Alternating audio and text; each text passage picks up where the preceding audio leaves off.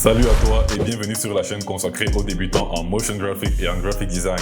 Pour cette fois, nous allons voir comment réaliser un visuel animé pour sa page Facebook. Je suis Kevin Tchétieux, graphiste et motion designer, so let's get started.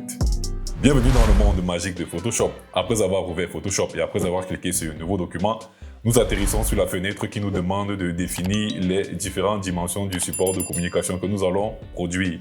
Pour ma page Facebook, je vais choisir un format carré avec une largeur de 1080 pixels par une hauteur de 1080 pixels et avec une résolution de 300 pixels par pouce. Je clique sur Create pour faire venir ma toile. Je commence le travail en déverrouillant mon calque d'arrière-plan ou de background et je fais venir de façon automatique des repères. Je clique sur OK. Il faut garder à l'esprit qu'en graphic design, il faut toujours travailler de façon équilibrée. C'est pour cela que je fais venir mes repères avec des marges afin que le document ne soit pas étouffé. Très bien. Je commence donc effectivement le design par l'autre arrière-plan ou par notre background. Je viens donc ici sur l'icône des calques de réglage. Je clique et je vais sur Gradient qui signifie dégradé. Un dégradé, c'est un ensemble justement de deux couleurs qui migrent d'un côté vers l'autre et qui se rencontrent en un point. Je clique donc ici pour définir les couleurs du dégradé que je veux. Je viens ici, je double-clique. Je peux choisir ma couleur de façon manuelle ou alors en mettant ici un code couleur. Le code couleur que je vais mettre ici est FFC600 et mon jaune est apparu. Je fais la même chose de l'autre côté. Je viens ici, je double-clique et je choisis mon code couleur qui est FED202 et mon jaune est déjà là. Si, comme moi, vous voyez ici que le jaune que j'ai mis n'apparaît pas de façon convenable, mais il est plutôt blanc, c'est simplement que l'opacité de la couleur est à 0. Vous venez donc cliquer là, vous venez ici et vous restaurez l'opacité à 100% et c'est parfait. Je viens cliquer sur OK.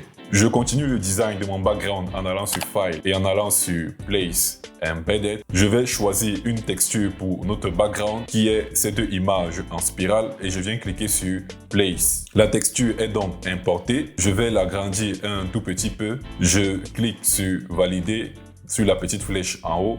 Je viens sur mon calque et sur son mode de fusion et je vais changer son mode de fusion pour qu'il influence soit sur la couleur, soit sur la luminosité afin de me créer quelque chose d'intéressant. J'ai donc choisi Soft Light et mon background est terminé. Je vais donc continuer le design de notre visuel avec notre texte, mais tout d'abord, je vais dessiner les cadres dans lesquels seront placés ces textes. Je viens donc ici et je clique dessus. Je viens sur Rectangle Tool pour faire venir l'outil rectangle que je vais tracer. Ainsi, dans notre délimitation de marge, je viens ici pour sélectionner la couleur de mon outil rectangle. Je viens sur Fill et sur Stroke. Stroke, c'est la couleur des contours tel que vous pouvez le voir ici. Et Fill, c'est la couleur de fond. Je n'ai pas besoin d'une couleur de contour pour le moment. Je viens ici et je clique là sur None. Je viens plutôt sur Fill et je choisis ici un dégradé. Si je fais comme ceci, je mets simplement une couleur d'aplat, c'est-à-dire c'est tout bleu. Mais si je viens cliquer sur cette icône, je choisis un dégradé de couleur. Et c'est ce qui me convient. Je viens donc là définir ma couleur bleue. Je peux soit le faire de façon manuelle comme l'autre fois ou alors définir un code de couleur. Et le code de couleur que je vais choisir est 0690EB pour mon bleu de cette extrémité et pour mon deuxième bleu, je viens encore double-cliquer là et je choisis également un code de couleur qui est 09548. Très bien. Je vais maintenant venir inverser les deux couleurs de mon dégradé. Je viens simplement sur cette petite icône et je clique et mon bleu foncé descend et mon bleu clair se retrouve au-dessus. Je continue donc en élargissant quelque peu le rectangle, en faisant CTRL-T pour faire venir les côtes. Je tire en maintenant sur Alt pour agrandir mon document depuis le centre. Je clique sur OK. Je le fais venir quelque peu ici vers le centre. Je le duplique en faisant soit CTRL J ici, soit en maintenant ici Shift et Alt et en faisant descendre avec la touche directionnelle. Et je mets le deuxième carré ici. Par contre, pour celui-ci, je vais changer sa couleur en venant sur cette icône de ce côté et je clique. Je vais définir un dégradé violet avec un code de couleur de 9A069C pour cette extrémité du dégradé, et pour l'autre extrémité, je vais mettre un code de couleur de E709CE. Pour l'autre, je vais également inverser la couleur des dégradés, c'est-à-dire je vais faire venir la partie sombre en bas et la partie claire en haut. Maintenant, je vais faire venir les textes à l'intérieur de ces rectangles. Je viens sur mon outil texte ici, ou alors je clique sur T. Je vais définir une zone de texte en faisant un click and drag de cette façon-ci. J'écris à l'intérieur le mot que je veux, c'est-à-dire solde. Très bien. Je vais définir sa taille. Je peux le faire descendre pour le moment à 30. Non, je le fais monter à 36. Je réduis légèrement ma zone de texte. Je clique sur la petite icône pour valider. Je viens le placer là. Je vais l'agrandir quelque peu en cliquant sur CTRL T. Je fais venir mes côtes.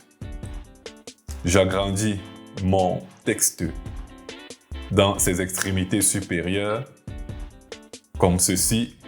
Très bien.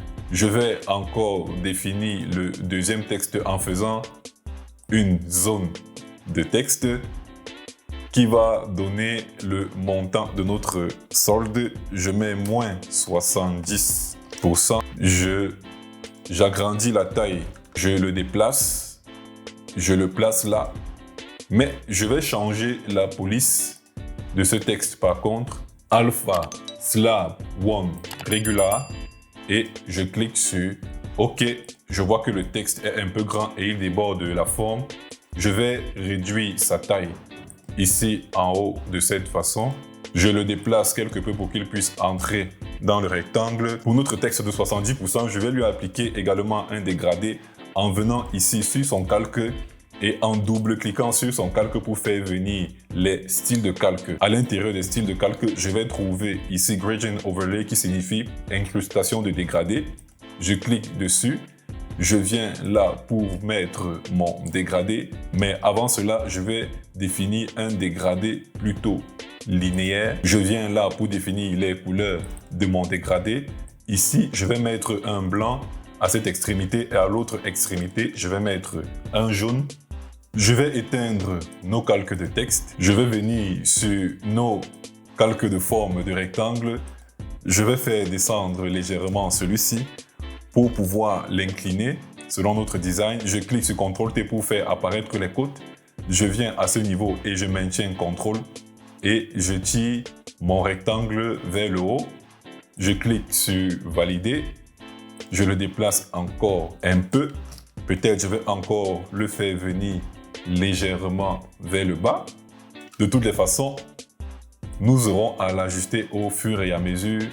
Et je viens là et je clique sur OK. Je vais faire la même chose pour le rectangle d'en haut. Je clique sur CTRL T pour faire venir les côtes de redimensionnement. Je viens à ce niveau, je maintiens sur la touche CTRL ou commande sur Mac. Je crois que c'est bon à préciser. Je tire vers le haut. Je clique sur la fenêtre et c'est parfait. Je vais faire la même chose pour les textes. Je fais donc apparaître mon texte de solde qui est à 70%. Vraiment impressionnant comme solde. Je tape sur CTRL T pour faire apparaître les côtes. Je maintiens sur CTRL et je tire vers le haut pour essayer de matcher sa perspective avec la perspective de l'outil rectangle qui se trouve derrière. Je viens le placer comme ceci. Je crois que c'est parfait, mais réajustons encore un peu pour voir si cela passe à l'œil nu. Je fais apparaître mon calque de texte où est écrit solde et je refais le même travail.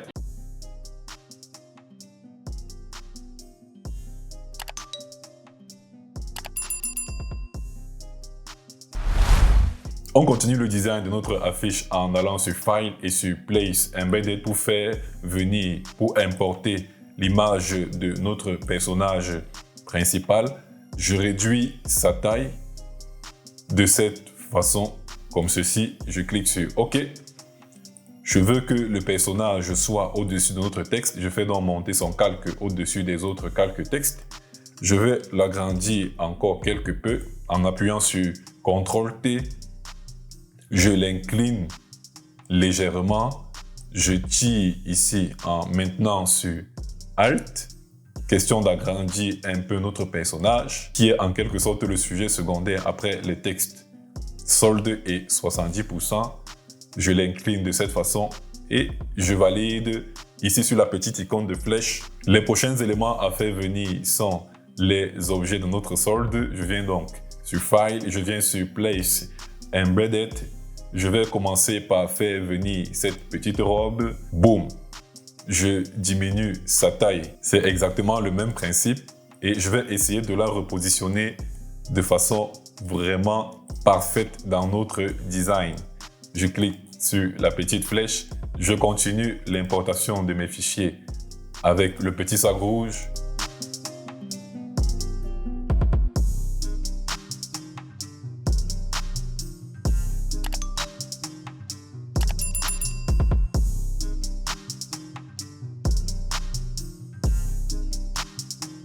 Et maintenant, je vais écrire un texte juste en bas de notre visuel. Je viens sur l'outil texte, je crée ma zone de texte et je vais mettre le nom. Je vais utiliser la police Montserrat en bold. Je vais mettre une couleur noire sur notre texte. Je vais continuer en bas en mettant du 15 au 25 mars. Je vais réduire la taille de ce texte pour que tout le monde ne puisse pas profiter de la super solde.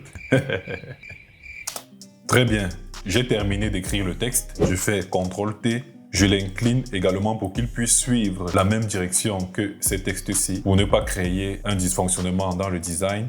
Parfait. Et je vais importer le logo de Facebook. Je vais venir appliquer sur notre personnage un contour que je vais trouver dans style de calque. Je double-clique donc sur son calque. Je viens simplement ici à Stroke qui veut dire contour. J'appuie sur Stroke et un contour est défini avec une taille de 6 pixels avec une couleur blanche et je valide sur OK.